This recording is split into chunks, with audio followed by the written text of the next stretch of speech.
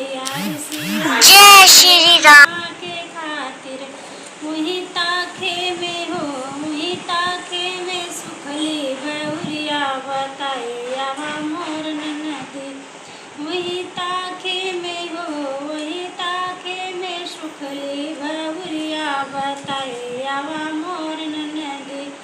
अब कालई से हो, अब परवई से पियवा कुहान बनाए आवा मोर ननदी।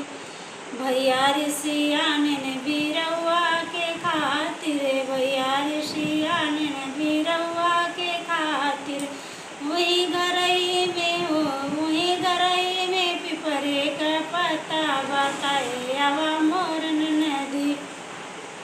वही गरई में हो, वही गरई में पिपरे का पत्ता बताए आवा मोर ननदी।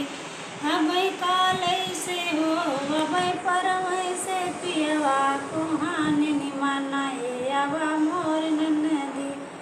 भैया ऋषियान से जरिया के खातिर, भैया ऋषियान से जरिया के खातिर वही गरई में हो, वही गरई में टूटही खटियावा बताए आवा मोर ननदी।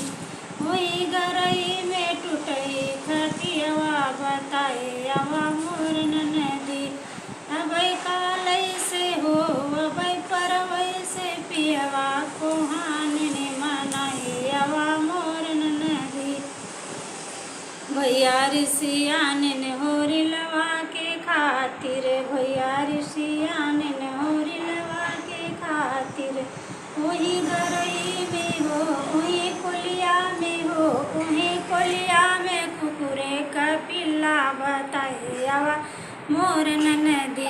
वही कोलियाई में हो, वही कोलियाई में कुकुरे का पिल्ला बताए